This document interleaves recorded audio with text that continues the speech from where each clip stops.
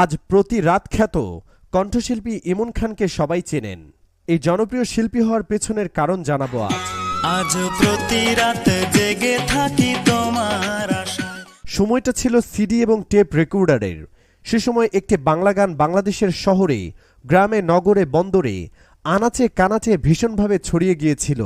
মানুষের মুখে মুখে ফিরছিল গানটি। বিয়েবাড়ি থেকে খেলার মাঠ থেকে শোবার ঘর, সব জায়গায় গানটি এককভাবে রাজত্ব করে যাচ্ছিল। গানটি হলো আজও প্রতি রাত জেগে থাকি তোমার আশায়। ইমন খান শিল্পী হয়ে কত টাকার মালিক হয়েছেন তা জানতে পারবেন। ভিডিওটি শেষ পর্যন্ত দেখুন। ইমন খান তখন গানের জগতে নতুন।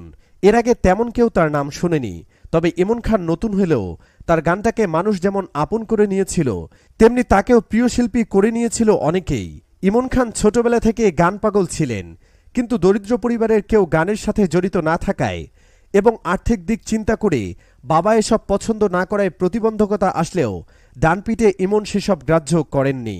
তবে উৎসাহ পেয়েছেন বন্ধুবান্ধব এবং শুভাকাঙ্ক্ষীদের নিকট। আর একজন মানুষ তাকে সবসময় নীরবে উৎসাহ দিয়ে গেছেন, যার প্রেরণা ইমনকে জুগিয়েছে এগিয়ে যাওয়ার সাহস। তিনি হলেন ইমন খানের মমতাময়ী মা।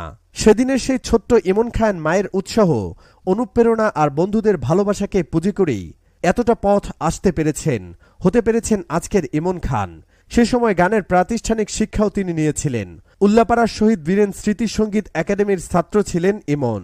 2008 সালে আজও প্রতি রাত গান দিয়ে ইমন মানুষের নিকট পৌঁছালেও এই অ্যালবামটি ইমনের পঞ্চম অ্যালবাম। 2006 সালে সঙ্গীত অঙ্গনে যাত্রা শুরু করার পর ইমন খানের প্রথম অ্যালবামের নাম ছিল আমার নাইরা আপনজন। এরপর সাধের ময়নারে, কষ্টের নদী প্রভৃতি। তবে আজ প্রতি রাত দিয়ে সাফল্য খুঁজে পান বাংলা সঙ্গীতের বর্তমান জনপ্রিয় গায়ক ইমন খান। কোনো নামিদামি রেকর্ডিং সেন্টারে গানটি রেকর্ড করা হয়নি, হয়েছে স্থানীয় এক বুলবুল অডিও রেকর্ডিং সেন্টারে। তবুও তার এই জনপ্রিয় অ্যালবামটি 50 লক্ষ বৈধ কপি বিক্রি করা হয়। কিন্তু তার তুলনায় ইমন খান খুব সামান্য টাকা পেয়েছেন। আজ প্রতি রাতের পরে ইমন বেশ কিছুদিন আরও কিছু গানও উপহার দিলেন শ্রোতাদের। এরপর হঠাৎ করেই ইমন খানের আর সাড়া নেই। সবাই ভাবল ইমন খান বুঝি হারিয়ে গেলেন।